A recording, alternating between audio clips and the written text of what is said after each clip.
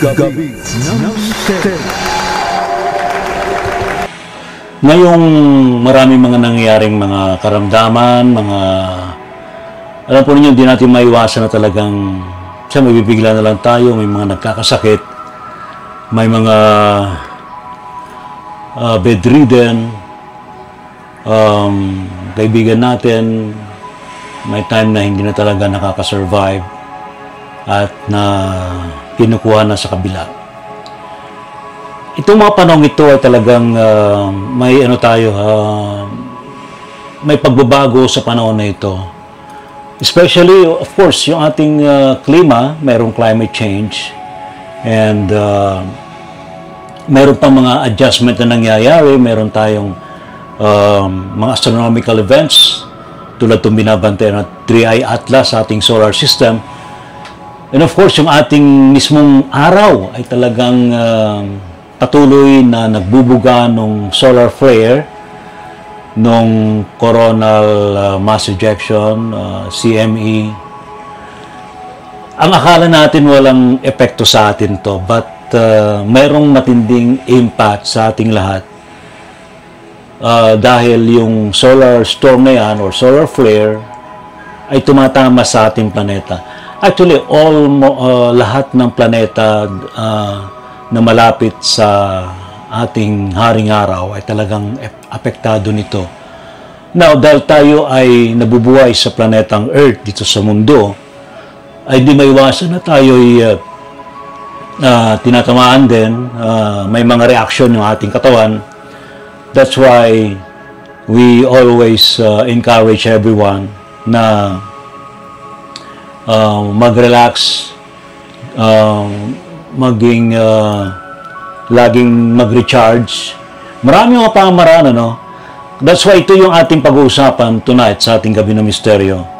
Yung ating energy. Gaano nga ba ka-importante ang energy cleansing, energy balancing, and eventually healing ng ating katawan. Yung mga kasama natin sa spiritual practices, especially yung mga empath, yung mga psychics, mas nararamdaman nila yung enerhiya, yung epekto nitong enerhiyang ito. Especially meron tayong tinatawag na earth resonance, yung tibok ng puso ng ating planeta. Actually, ang ating planeta sa hindi natin baka hindi nalalaman ng iba ay talagang buhay po. In fact, meron po siyang counterpart na etheric planet. We call that soul ng ating planeta na Gaia. So, nagkakaroon ito ng epekto sa atin. Tayong mga tao na meron tayong spiritual aspect ng katawan. So, we can feel these energies. So, kapag matindi yung surge ng energy, may hindi magandang epekto sa atin. So, that's why tonight, it is very important that we have to discuss about this energy cleansing, balancing, and healing. Alright, now, ano ba yung mga pamaraan na maaari natin gawin? Maraming mga pamaraan, Basically, ako kung tatanungin po ninyo, I always encourage everyone to learn how to meditate. Meditation is one way of, alam naman ng karamihan, in meditation, we communicate with God, we communicate with divine beings, with our spirit guides, with our guardian angels. But also, it benefits our body. The spiritual, mental, and physical body natin. So that's why ako myself, personally, I encourage meditation.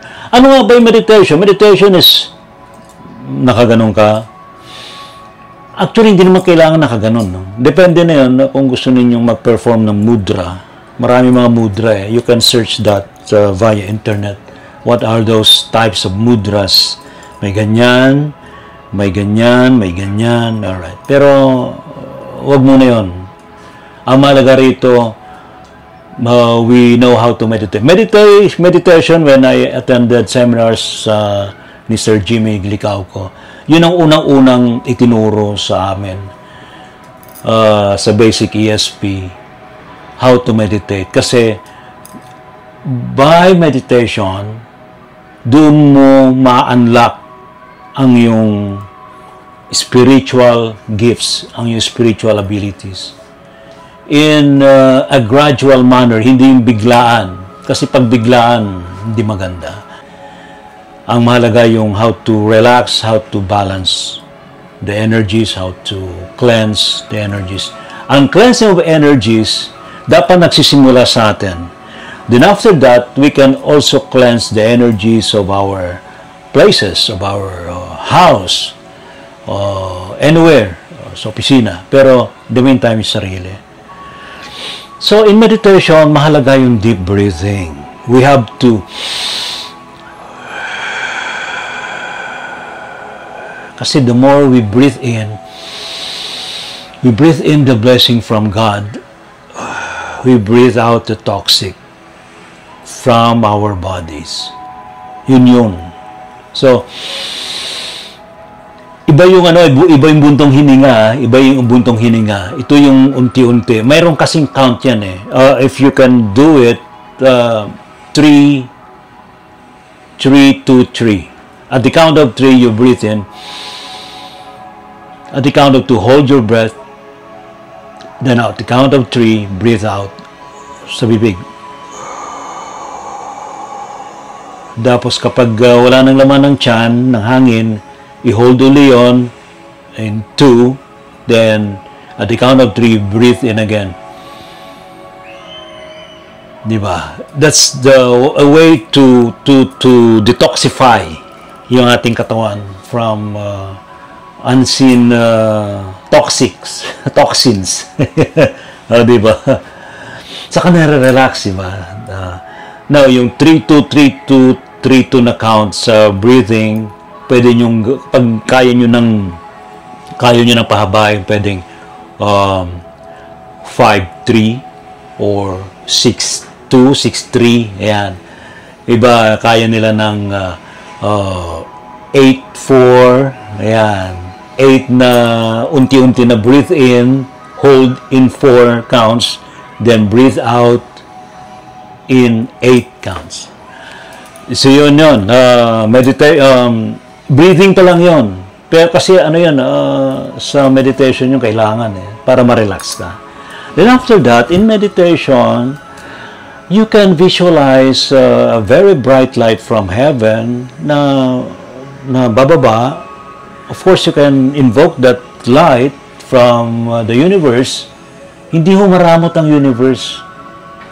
Napakagalante niya sa kapag nag-request ka ng healing energies from the universe, biglaan darating yan. Either maramdaman mo o hindi, darating at darating po yan.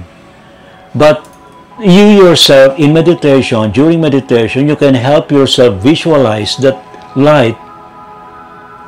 Tatouch yan sa tuktok ng ulo mo, nandito kasi yung crown chakra, at bubuhos yan sa buong katawan mo. I-cleanse yung buong katawan mo.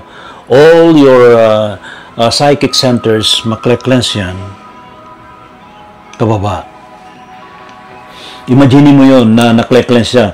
The very bright white light na bubuhos sa'yo, para kang, you can imagine na naliligo ka. Sa ligo is tubig. Now, here, paliguan mo sarili mo ng white light. Then, habang pinapaliguan mo sarili mo ng white light, you visualize na lahat ng toxins, yung mga dark energy sa paligid mo, sa katawan mo, sa spiritual aspect mo, inuhugasan pababa. Kinaground. Yun. Yun po yun.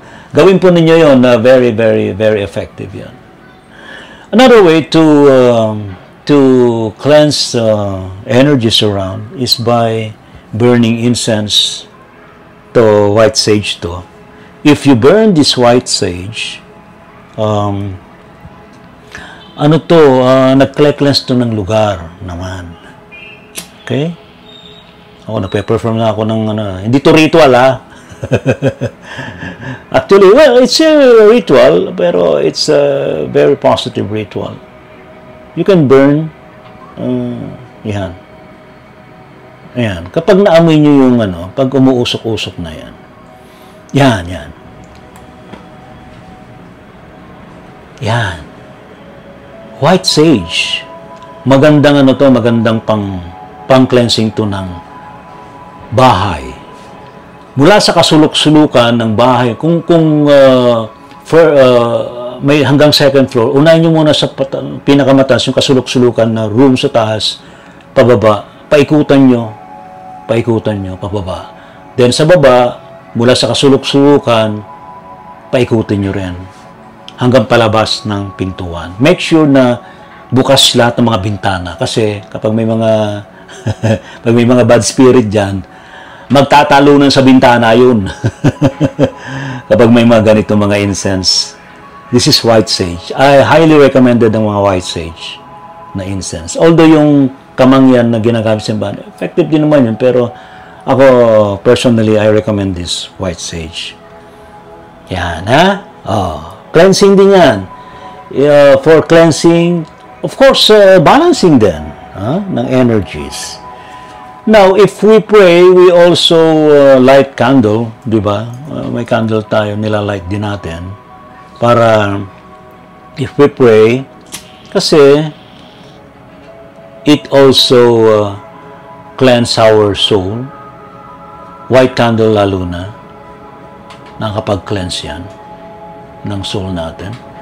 Ng energies around, o di ba? Aray. Napaso na ako. Pinatay ko na.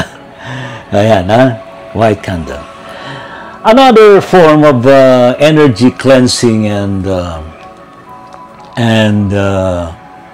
energy balancing ay use of crystal. This one is clear quartz. Actually, nagmamagnify ito ng energy. Saan na nga ba yung ko? Saan na nga ba yung... Meron akong recommended. Daw, sandali. Balik tayo. Ito yung binabanggit ko. This is Guardian Diamond Crystal.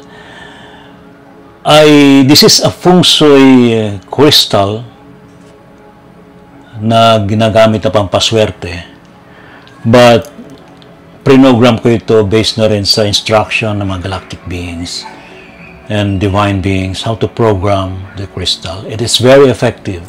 Ginagamit ito ng mga healer, ng mga exorcists actually, during the time of Brother Emil. Until now, ginagamit din ni Brother Elias. At iba pa, I programmed this, it's a combination of energies from divine, from elements. In-alchemize ko yung energies na yon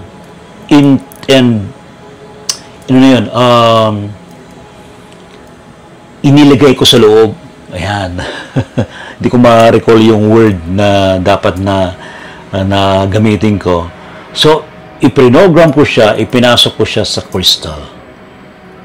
So, aside from that, I also used 2 Reiki symbols to make this very powerful tool for energy cleansing, energy balancing.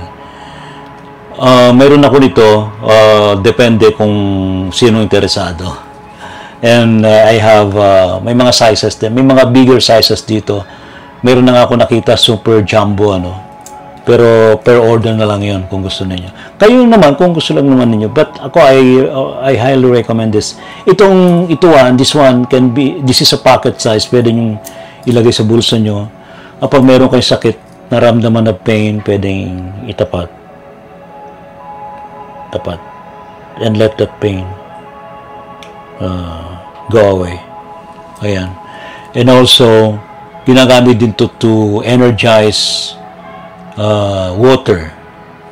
Meron siyang kakayanan to draw cosmic energies para may energize yung tubig. For healing, for cleansing. So, ito yung Guardian Diamond Crystal. Makikita nyo naman sa mga videos ko about this. Alright. In fact, sa testimonies ng mga nakakita how this Guardian Diamond Crystal works, talagang pag may mga bad entities sa paligid, nawawala, dinedestroy, and converted into positive energies. This is Guardian Diamond Crystal. Okay? Okay. Ang amplifier ng energy ay clear quartz. Clear quartz. Ito, pyramid shape din to. I have here a pendant. It is a Vogel design na crystal. It's also a clear quartz. Star of David. Ako, I recommend that you have to wear some crystals. Others are wearing bracelets. Yan, bracelets. Para ma-balance ang energies. But make sure that crystals ay nagbabibe sa inyo. Huwag kayo kukuha ng crystal hindi nyo ka-vibes. Pero itong Guardian Diamond Crystal, lahat to ka-vibes. Opo, pera biro. Lahat po ito ka-vibes. Ang hindi lang ito ka-vibes yung mga may sungay. Saka yung mga nagpe-perform ng black arts. I'm sorry, pero hindi ako pamuso ng mga nagpe-perform ng dark arts. We are light workers here. Okay, so ano pa ba ang mga pampabalanse, pampaklense sa energy? Music. Yung naririnig ninyo yung music na to. This is a meditation music. Nakakapag-cleanse to. Nakakapag-balance ng energy. May mga mantra. That's why we perform inspirational spiritual music right after Gabi ng Misteryo para ma-relax tayo. Hindi lang tayo ma-relax, mapakain natin ating kaluluwa ng good energies, divine energies through spiritual inspirational music. You can also join our Mysterium Musica right after our Gabi ng Misteryo. You can also send your song to inspire people, to energize people. Diba? Yan. Of course, huwag nating kalilimutan uminom ng maraming tubig. Ang tubig, napaka-magical na elemento po yan. Physically, mentally, spiritually. Tubig. Huwag tayong magpapadehydrate. Kasi kine-cleanse niya yan. Literally, kine-cleanse niya tayo. Pag naliligo tayo, di ba, pag naguhugas tayo, tubig kailangan natin. Of course, kapag ininom natin, internal, nag-cleanse din ng ating katawan. And of course, sa ating mental, kasi tayo ilang percent ba tayo ng tubig sa buong katawan? So, nakaka-affect niya ng ating mental health. So, the more we drink, the more we cleanse our bodies. Mayroon pa isa na pampakleanse ng energy, mga bell.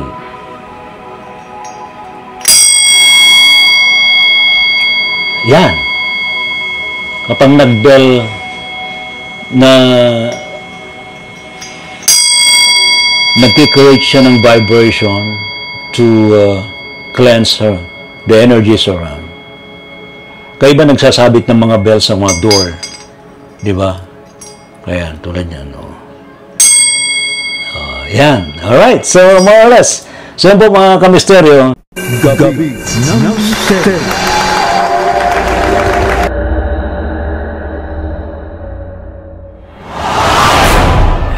Encounters mga sightings ito. Doon ba'y palatandaan na talagang malapit na mga experience o meron kayong sightings ng mga UFO? Higher beings, especially to the universe you call God. Innumerable company of angels beyond human comprehension.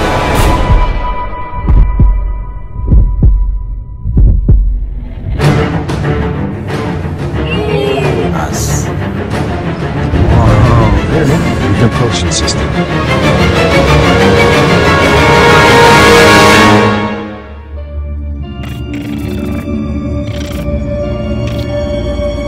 Gabi ng Misteryo. Gabi ng Misteryo.